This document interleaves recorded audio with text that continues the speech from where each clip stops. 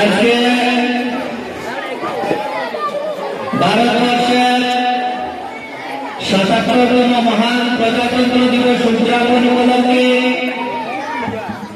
কোটপুরি আদর্শ বাংলা একাডেমি চত্বরে ভারতবর্ষের জাতীয় পতাকা উত্তোলনের পর এই অনুষ্ঠানে উপস্থিত আমাদের বিদ্যালয়ের মাননীয় প্রধান শিক্ষক উপস্থিত বিদ্যালয়ের শিক্ষক শিক্ষিকাগণ এছাড়াও উপস্থিত প্রাণডালা শুভেচ্ছা এবং অভিনন্দন জানাচ্ছি। ২৬শে জানুয়ারি প্রজাতন্ত্র দিবস প্রত্যেক ভারতবাসীর কাছে একটি মহিমান্বিত দিন। সর্বপ্রথম ১৯৩০ সালে ২৬শে জানুয়ারি কংগ্রেসের লাহোর অধিবেশনে পূর্ণ স্বরাজের ডাক দেওয়া হয়। সেই দিন থেকে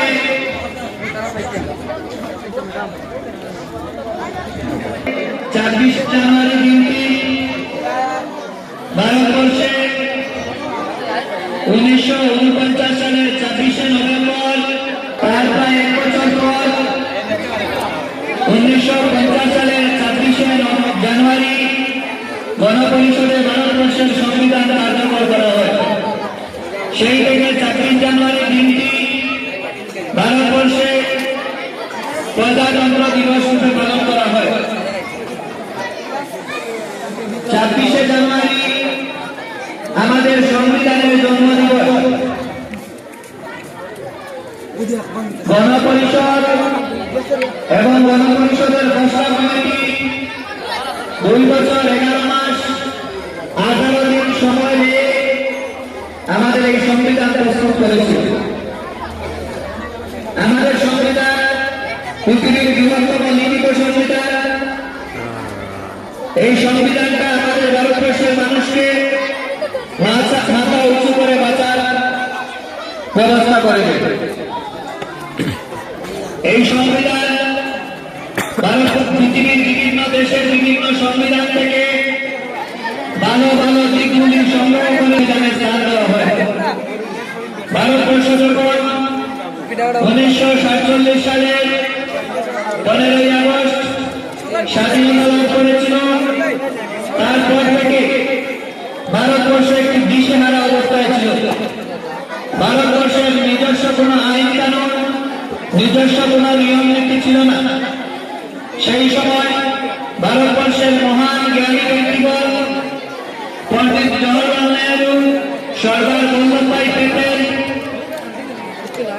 এই সকল ব্যক্তিদের উদ্যোগে ভারতবর্ষের একটি সুন্দর সংবিধান রচনার জন্য প্রস্তাব করা হয়। ১৯৪৬ সালে গণপরিষদে একটি প্রস্তাব কমিটির মাধ্যমে এই সংবিধান তৈরির কাজ শুরু হয়।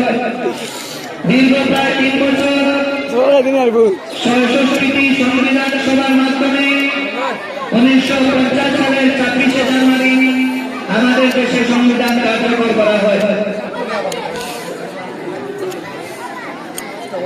আমাদের সংবিধান পৃথিবীর বৃহত্তম লিখিত সংবিধান। এই সংবিধানের প্রথম পাতাতে প্রিয়াম্বল বা প্রস্তাবনা রয়েছে। এই প্রস্তাবনায় বলা হয়েছে আমাদের দেশ ভারতবর্ষ হবে একটি সার্বভৌম দেশ, সার্বভৌম, গণতান্ত্রিক, ধর্মনিরপেক্ষ, প্রজাতান্ত্রিক একটি রাষ্ট্র। এই যে কয়েকটা কথা, সার্বভৌম মানে হচ্ছে ভারতবর্ষের একটি নির্দিষ্ট ভূখণ্ডে থাকে। ভারতবর্ষের এই ভূখণ্ডে অন্য কোন দেশের হাত করি চলবে না। আমাদের দেশটাকে আমাদের দেশের সীমাটাকে রক্ষা করবে।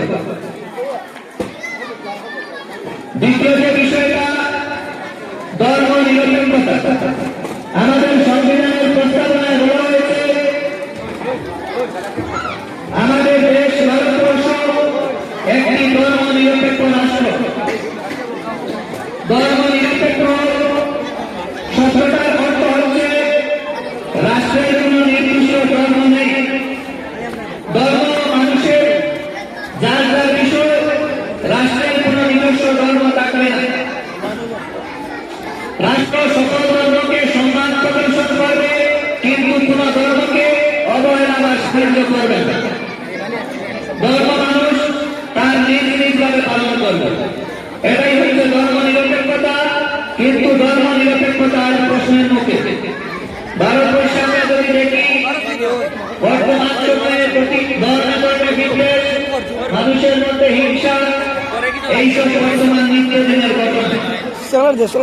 আমাদের ভারতবর্ষ স্বাধীন করেছিলেন যে সকল বীর যোদ্ধারা, তারা চেয়েছিলেন আমাদের দেশ ভারতবর্ষ স্বাধীনতা লাভের পর এই দেশে প্রত্যেকটা মানুষ অন্ন বস্ত্র বাসস্থানের সুযোগ পাবে, প্রতিটা মানুষ সম্মানের সহিত মাথা উঁচু করে বাঁচবে।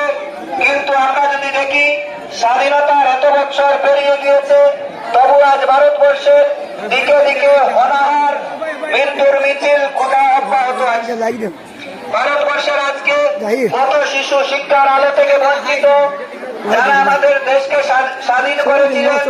বিনয় বাদল দীনেশ থেকে শুরু করে ভগৎ সিং, সর্দার বল্লভভাই প্যাটেল, মাস্টারদা সূর্য সেন, যে সকল বীর স্বাধীনতা সংগ্রামীরা ছিলেন, তারা ভেবেছিলেন এই দেশ একদিন স্বাধীন হবে, এই দেশের প্রতিটা মানুষ তাদের ন্যায্য অধিকার পাবে, এই দেশের প্রতিটা মানুষ সমতার অধিকার পাবে, এই দেশের প্রতিটা মানুষ নিজ নিজ সম্মানের সহিত মাথা উঁচু করে বাঁচবে।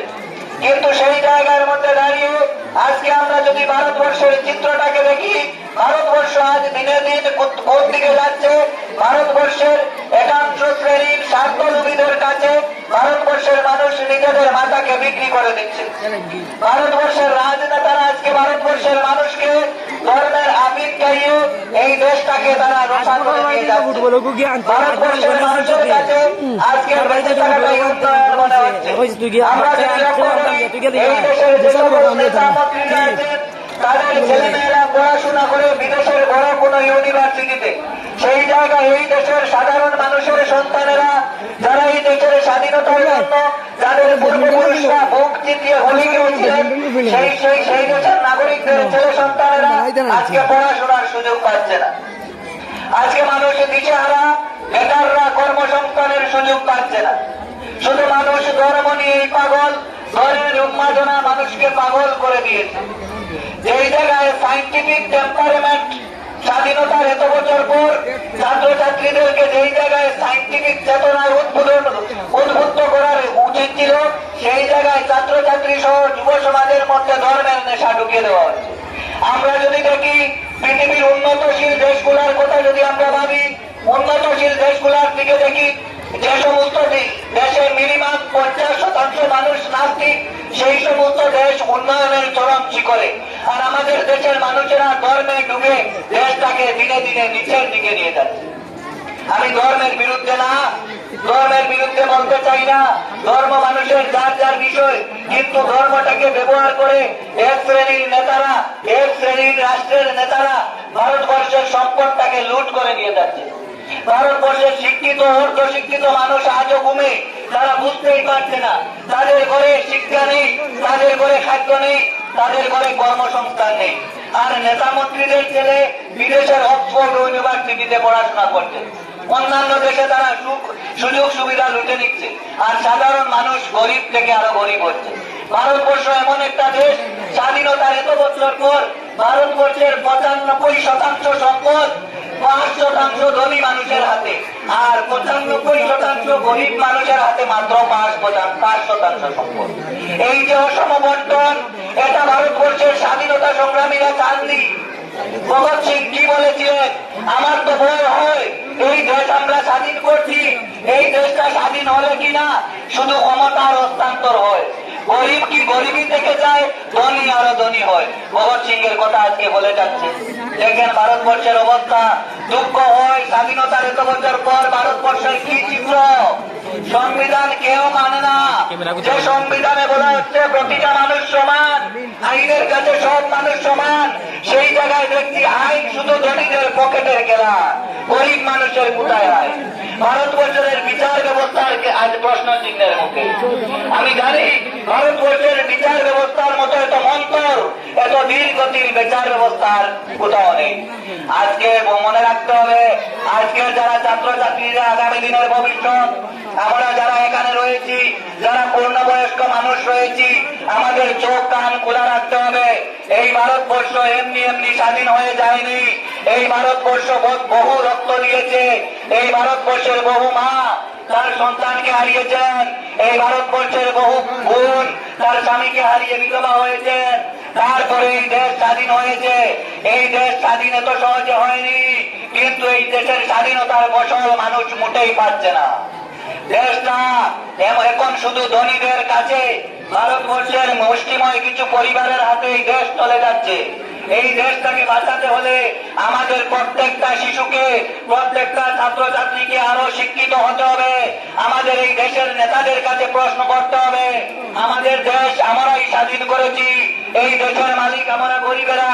আমরা গরিবেরা যদি একত্রিত হয়ে যাই, এই ভারতবর্ষের মুষ্টিময় কয়েকটা পরিবার কোথায় পালাবার জায়গা পাবে না। আমরা ভারতবর্ষের মানুষেরা, আমি বক্তব্য দীর্ঘায়িত করব না। আজকে ভারতের প্রজাতন্ত্র দিবস, সংবিধানের উপর কথা বলার কথা, তার পাশাপাশি আমি ভারতবর্ষের বর্তমান চিত্রটা কিন্তু তুলে ধরলাম। দুঃখ হয় এমন একটা ভারতবর্ষে আমরা আছি, যেই ভারতবর্ষে আজকে শুধু বিশেষ করে ধর্মে ধর্মে বিদ্বেষ, হিন্দু মুসলিম বিদ্বেষ আজ চরম সীমায়। যে ভারতবর্ষে ডিএল রায় লিখেছিলেন জনজান্যে পুষতে ভরা আমাদের এই বসুন্ধরা, যে ভারতবর্ষে মোহাম্মদ ইকবাল লিখেছিলেন সারে জাহাজে হিন্দুস্তান হামারা, এই ভারতবর্ষে আমরা ছোট যখন ছিলাম আমাদের বইগুলাতে পড়েছিলাম বিবিধের মাঝে দেখো মিলন মহান। কোথায় সেই মিলন? আজকে ভারতবর্ষের মানুষেরা ধর্মের নেশায় বিভোর। এক ধর্মের মানুষ আরেক ধর্মের মানুষকে সহ্য করতে পারছে না, অথচ এই ভারতবর্ষের অবদানকে এই ভারতবর্ষ কি ভুলে যাবে?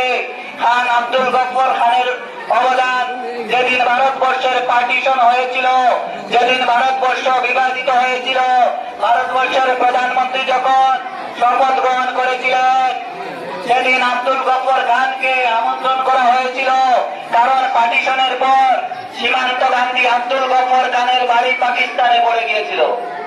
আব্দুল গফর খান বলছিলেন ইন্দিরা গান্ধীকে, যখন তিনি গাড়ি থেকে নামছিলেন, ইন্দিরা গান্ধী যখন ওনার ব্যাগটি হাত থেকে নেওয়ার চেষ্টা করেছিলেন, সেদিন দুঃখ করে বলছিলেন আব্দুল গফর খান, মা সত্য নিয়ে নিলে এবার এই ব্যাগটাও নিয়ে নাও।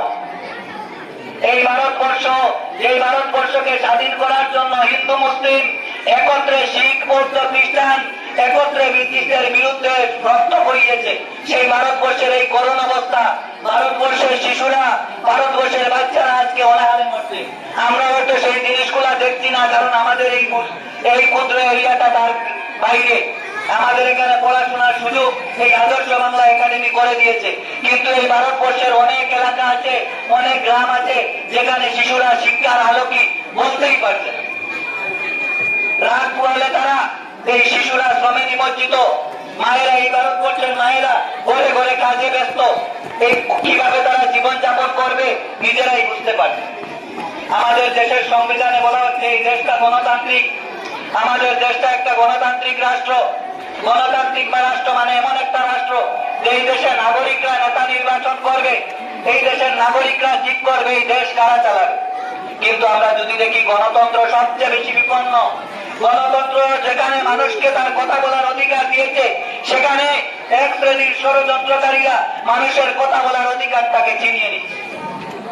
মানুষ আজ দাঁড়িয়ে কথা বলতে পারে না, রাষ্ট্রযন্ত্রের বিরুদ্ধে কথা বলা যাচ্ছে হুমকি। মানুষ যে তার দাবির জন্য দাঁড়িয়ে কথা বলবে সেই সুযোগ আজ নেই। কৃষকরা এই ভারতবর্ষে সবচেয়ে বেশি ক্ষতিগ্রস্ত। এমএসপির নাম করে এই দেশের যারা মূল চালিকা শক্তি কৃষক, তাদেরকে সাইডলাইন করে দেওয়া হচ্ছে। ভারতবর্ষের কৃষকরা আজকে দিশেহারা। শ্রমিকরা বলছে প্রতিদিন ভারতবর্ষের বিভিন্ন প্রান্তে 15 জন কৃষক আত্মহত্যা করছে। যে কৃষকরা তাদের ফসলের দাম না পেয়ে আত্মহত্যা করছে, সেই জায়গায় আমরা আজকে প্রজাতন্ত্র দিবস পালন করছি। আমাদের প্রজাতন্ত্র দিবস পালন করা নিছক মিথ্যা হয়ে যাবে যদি এই ভারতবর্ষের প্রত্যেকটা মানুষকে তার ন্যায্য অধিকার, তার খাদ্য বস্ত্র বাসস্থানের অধিকার ফিরিয়ে দিতে না পারে।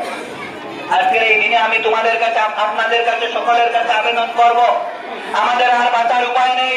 এই ভারতবর্ষকে লুটে নিচ্ছে এক সাম্প্রদায়িক শক্তি, তাদের বিরুদ্ধে দাঁড়াতে হবে। এখানে আমরা যারা হিন্দু, মুসলিম, বৌদ্ধ অংশের সকল অংশের মানুষ হয়ে আমাদের মিলনটাই মহান। আমাদের ভাবতে হবে ধর্ম বড় জিনিস নয়, ধর্ম তোমার আপনার ব্যক্তিগত ব্যাপার। ধর্মের উপরে সবচেয়ে বড় ধর্ম হচ্ছে মানবতা। মানবতার উপর পৃথিবীর কোন ধর্ম নেই। এই পৃথিবী যখন সৃষ্টি হয়েছিল তার বহুকাল চলে গিয়েছে ধর্ম ছাড়া। ধর্ম ছাড়া কি দেশ চলতে পারে? কিন্তু মানবতা ছাড়া দেশ চলতে পারে। একটি সমাজ ব্যবস্থা ধর্মের উপর কোনোভাবেই নির্ভরশীল। আমি বলতে চাই, ধর্মের যদি অনেকটা ভালো দিক রয়েছে, তার চেয়ে অনেক খারাপ দিক রয়েছে। আমাদেরকে ধর্মের খারাপ দিকগুলো বর্জন করতে হবে। আমি আজকে সকালে উঠেই এর পূর্বে 2টি জায়গায় বলে এসেছি, আজকে আমার মেইন কথা হবে ধর্ম নিরপেক্ষতা। এই ভারতবর্ষ যদি ধর্ম নিরপেক্ষ না থাকে, এই দেশের সংবিধানকে বাঁচানো যাবে না। ছাত্রছাত্রী, যুব সমাজের মগজে জেনজিদের মগজে এমন একটা বিষ ঢুকিয়ে দেওয়া হচ্ছে, তারা তার অন্য ধর্মকে সহ্য করতে পারছে না। অথচ প্রতিটি ধর্মের মধ্যে বলা হচ্ছে অন্য ধর্মকে হিংসা করা যাবে না। সেই জায়গায় কিছু লোভীরা, ধর্মান্তরা ধর্মকে ব্যবসায় পরিণত করে ছোট ছোট শিশুদের মাথায়ও ধর্মের বিষ ঢুকিয়ে দেয়। স্বাধীনতা দিবস, প্রজাতন্ত্র দিবস 26শে জানুয়ারি অত্যন্ত গুরুত্বপূর্ণ দিন। আলোচনা বিভিন্ন দিকে চলে যায়। তার পাশাপাশি বলবো, আমাদের দেশের যারা স্বাধীনতা সংগ্রামীরা রয়েছেন, তাদের কিছু কয়েকজনের নাম যদি উল্লেখ না করি তাহলে বক্তব্য অমীমাংসিত থেকে যায়, অসম্পূর্ণ থেকে যায়। আমাদের এই ভারতবর্ষকে স্বাধীন করতে যিনি প্রাণ সর্বপ্রথম মিলিয়ে দিয়েছিলেন, সেই যুবক ক্ষুদিরাম বসু আস্তে আস্তে ফাঁসির কাছে নিজেকে ঝুলিয়ে দিয়েছিলেন। সেই ক্ষুদিরাম বসুকে যদি আজকের মতো মহান দিনে স্মরণ না করি, এই দিনের তাৎপর্য কোথায়? মাস্টারদা সূর্য সেন, কালো চিকচিকে চেহারা, মাস্টারদা নামে পরিচিত শিক্ষিত যুবক, দেশের জন্য প্রাণ উৎসর্গ একবারও ভাবেননি। মাস্টারদা সূর্য সেন, উনার মৃত্যু হলে কি হবে, উনার পরিবারের কথা ভাবেননি। দেশের স্বার্থে নিজের প্রাণ মিলিয়ে দিয়েছে। আশফাকুল্লাহ, মুসলিম যুবক, শত শত মুসলিম ওলামারা, কেরামেরা এই দেশের স্বাধীনতার জন্য, ব্রিটিশদের তাড়াবার জন্য ফতোয়া জারি করেছেন। হুসাইন আহমদ মদনী তিনি বলেছেন, এই ভারতবর্ষের মুসলিমের কাছে ফরজ হয়ে গেছে ব্রিটিশদের বিরুদ্ধে আন্দোলন করা। ব্রিটিশদের বিরুদ্ধে যারা রাস্তায় নামবে না, তারা দেশ বিরোধী। সেই মুসলিমদের আজকে বলা হচ্ছে তারা নাকি দেশ বিরোধী। আমি সেই সব শক্তিকে প্রশ্ন করতে চাই, আমরা কিভাবে দেশ বিরোধী হলাম? এই দেশকে আমরা আমাদের মায়ের মতো ভালোবাসি। এই দেশের যখন মোহাম্মদ রবির এ বতন গানটা শুনি, আমাদের গায়ে রক্ত শিহরিত হয়ে ওঠে, আমাদের রক্ত চলাচল হয়ে ওঠে। আমরা যখন গান শুনি স্লোগানের মৃত্তিকা, আমাদের রক্ত ফল করে ওঠে। তাহলে আমরা দেশ বিরোধী কিভাবে হব? যদি এই দেশের চিন্তায়, এই দেশের চেতনায় আমাদের গায়ের রক্ত ফল করলি না উঠতো, তবে ভাবতাম আমরা দেশ বিরোধী। কিভাবে আজকে একটা নির্দিষ্ট ধর্মকে এই দেশে টার্গেট করা হচ্ছে, তারা নাকি দেশ বিরোধী। এসব প্রপাগান্ডা, এসব এই দেশটাকে বিভাজন করার উদ্দেশ্যে, এই দেশটাকে নষ্ট করার উদ্দেশ্যে, এই দেশটার সংস্কৃতিকে নষ্ট করার উদ্দেশ্যে করা হয়। সুপরিকল্পিত ভাবে যারা স্বাধীনতার সময় ব্রিটিশদের প্রবলেমন করেছিল, যারা স্বাধীনতার সময় ব্রিটিশদের হাতে পায়ে ধরেছিল, যারা আন্দামানের সেলুলার জেল থেকে মুক্তি পাওয়ার জন্য ব্রিটিশদের কাছে মুসলেখা লিখেছিল, তাদের উত্তরসূরিরা আজকে ভারতবর্ষকে বিভাজিত করতে চায়। আমি সেই জায়গায় বলতে চাই, আমাদের চোখ কান খোলা রাখতে হবে। আমাদের সম্প্রীতি বিনষ্ট হতে দেওয়া যাবে না। তারা নানান ভাবে চেষ্টা করবে এই সাম্প্রদায়িক শক্তি। আমি বলতে চাই ভগৎ সিং এর কথা, যে ভগৎ সিং এর মতো বিপ্লবী পৃথিবীর কোথাও আর পাওয়া যাবে না। এই ভগৎ সিং এমন একজন বিপ্লবী, যে বিপ্লবীটা নিজের প্রাণ এত সুন্দর করে উৎসর্গ করে। ভগৎ সিংকে যখন লাস্টবার জিজ্ঞেস করা হয়েছিল, হে ভগৎ সিং, তোমাকে তোমার বন্ধু সুখদেব এবং রাজগুরুকে আগামীকাল পুড়ে ফাঁসি দেওয়া হবে, তোমার কি কোনো শেষ ইচ্ছা আছে? ভগৎ সিংকে বলা হয়েছিল, ধর্মগুরুরা বলেছিল, ভগৎ সিং তুমি তো নাস্তিক। ভগৎ সিং একজন নাস্তিক ছিলেন। তুমি তো একজন নাস্তিক, ধর্ম মানো না, ভগবান মানো না। তুমি আজকে শেষ সময়ে একবার ভগবানকে মেনে নাও, ঈশ্বরের অস্তিত্বকে মেনে নাও, তোমার পরপার সুখী হয়ে যাবে। ভগৎ সিং কি উত্তর দিয়েছিলেন? আমি পরপারে সুখে থাকবো এই আশায় আমি বেঁচে আছি না। আমি কাল মরে যাব, কাল আমাকে বাকি দেওয়া হবে। আমি চাই না পরপারে আমি সুখে থাকতে চাই না। আমি সরাসরি I oppose the existence of God. আমি সরাসরি ভগবানের অস্তিত্বকে প্রশ্ন চিহ্নের মুখে দাঁড় করাই। আমি চাই না যে ভগবান ধনী গরিবের বিভেদ সৃষ্টি করে। আমি চাই না আমি মৃত্যুর আগ অব্দি আমি নাস্তিকই থেকে যাব। আমার একটা মহৎ উদ্দেশ্য আছে। আমি নাস্তিক থাকার পিছনে আমার উদ্দেশ্য হলো আমার জীবনটা উৎসর্গ করব এই ভারতবর্ষের জন্য, এই ভারতবর্ষের মানুষের জন্য আমার জীবনটাকে উৎসর্গ করব। স্বাধীনতার পর আমার ভারতবর্ষের মানুষেরা যখন আমার ইতিহাস পড়বে, আমার লেখা বইটা পড়বে, ওয়াই আই এম এন এথেইস্ট, আমি কেন একজন নাস্তিক, ভারতবর্ষের জ্ঞানী গুণীরা যখন বিশ্লেষণ করবে, সেই দিন যাতে তারা বলতে না পারে ভগৎ সিং ফাঁসির ভয়ে তার সিদ্ধান্ত বদলে দিয়েছে, ফাঁসির আগের দিন রাত্রে সেই ঈশ্বরকে মেনে নিয়েছে, যাতে জ্ঞানীরা বলতে না পারে। আমার একটাই উদ্দেশ্য, আমার মৃত্যুবরণ ভারতবর্ষের যুবকদের পথ দেখাবে, ভারতবর্ষের স্বাধীনতা সংগ্রামীদের পথ দেখাবে, ভারতবর্ষের যুবদের রক্তকে উৎফুল্লিত করবে, ভারতবর্ষের যুবরা এই ব্রিটিশদের তাড়িয়ে দিতে নিজেদের প্রাণ দিতে বিন্দু বিসর্গ দ্বিধাবোধ করবে। এই ছিলেন ভগৎ। আমি দীর্ঘায়িত করবো না, এখানে দীর্ঘ সময় চলছে। আমি খুব সংক্ষেপে আরো 2-4 জনের নাম বলে শেষ করব। বিনয় বাদল দীনেশ বিবাদী, ইতিহাসে যারা বিবাদী, সেই 3 যুবক যারা ব্রিটিশদের তাড়াবার জন্য রাইটার্স বিল্ডিং আক্রমণ করেছিলেন, সেই যুবকদের কি পরিণতি হয়েছিল? তারা কি ভাবেনি যে তারা যদি এই আক্রমণটা সংগঠিত করে ব্রিটিশরা তাদেরকে আস্ত রাখবে, তাদের মাথা জায়গায় রাখবে? তারাও ভেবেছিল তাদের মৃত্যু নিশ্চিত। সেটা জানেও দেশ প্রেমের জন্য তারা কি করবে? তারা ব্রিটিশদের তাড়াবার জন্য, এই দেশ থেকে ব্রিটিশদের তাড়াবার জন্য নিজেদের প্রাণ দিয়ে দেবে। এটাই হচ্ছে স্বাধীনতার চেতনা। আজকে আমরা দেশপ্রেমী, আমরা নিজেদের দেশপ্রেমী বলি, অথচ ভারতবর্ষের আসল প্রকৃত স্বাধীনতার অর্থই খুঁজে পাই না। ভারতবর্ষের সংবিধান পৃথিবীর বৃহত্তম লিখিত সংবিধান। এই সংবিধানটা সবচেয়ে বড় হুমকির মুখে। ভারতবর্ষের ধর্ম নিরপেক্ষতা রক্ষা করতে হলে, ভারতবর্ষের সার্বভৌমত্ব অখণ্ডতাটাকে রক্ষা করতে হলে এই ভারতবর্ষের মানুষের একতাবদ্ধতাটা একান্ত জরুরি। আমরা যদি ভারতবর্ষের মানুষ হিন্দু, মুসলিম, বৌদ্ধ, খ্রিস্টান ইত্যাদি ধর্মে বিভেদে জর্জরিত হয়ে পড়ি, বাইরের দেশের শক্তিগুলা খুব সহজে আমাদেরকে আক্রমণ করবে। আমাদের যে ভূখণ্ডটা, ভৌগোলিক সীমাটা রয়েছে, একদিকে চীন, পাকিস্তান, বাংলাদেশ, নেপাল, প্রত্যেকটা সীমান্ত আজকে হুমকির মুখে। সেই জায়গায় আমরা যদি অন্তর্কুণ্ডলে লিপ্ত হয়ে যাই, ভারতবর্ষের সার্বভৌমত্ব অখণ্ড থাকবে। আমি বলতে চাই, আজকের এই প্রজাতন্ত্র দিবসে আমরা প্রতিজ্ঞাবদ্ধ হতে চাই, আমাদের এই স্বাধীনতাটাকে, আমাদের সংবিধানটাকে বাঁচাতে হলে এই দেশের প্রত্যেকটা শিশুকে, প্রত্যেকটা ছাত্রছাত্রীকে আরো উচ্চ শিক্ষিত করতে হবে।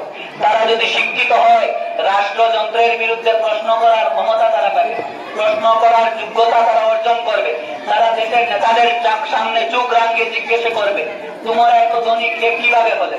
তোমাদের ছেলেরা যদি বিদেশে পড়াশোনা করতে পারে, আমার গরিবের ছেলে কেন পারবে? সবার ক্ষেত্রে কেন আইন সমান হবে না? এই ভারতবর্ষের সম্পদ সকল মানুষের ক্ষেত্রে কেন সমানভাবে বন্টিত হবে? সর্বোপরি গণতন্ত্র একদিকে গণতন্ত্রের ভালো ফল আছে, গণতন্ত্রের কুফল আছে, সুফল আছে। আজকাল গণতন্ত্রের সবচেয়ে বেশি কুফল ধরা যায়। গণতন্ত্র একটি মানুষকে কথা বলার অধিকার দিয়ে থাকে, কিন্তু সেই জায়গার মধ্যে আমাদের ভারতবর্ষে সেটাও আজকে নেই। আমরা প্রজাতন্ত্র দিবস, এই প্রজাতন্ত্র দিবস অত্যন্ত গুরুত্বপূর্ণ দিন। এই প্রজাতন্ত্র দিবসে আজকে উপস্থিত সকলকে আমার অন্তরের অন্তঃস্থল থেকে প্রাণ ঢালা শুভেচ্ছা, অভিনন্দন, ভালোবাসা জানিয়ে এই কুর্তি আদর্শ বাংলা একাডেমির সফলতা কামনা করে, ঐতিহ্যবাহী শিক্ষা প্রতিষ্ঠানের আরো অগ্রগতি কামনা করে আমার সংক্ষিপ্ত বক্তব্য এখানে শেষ করছি। সবাইকে ধন্যবাদ। সবাই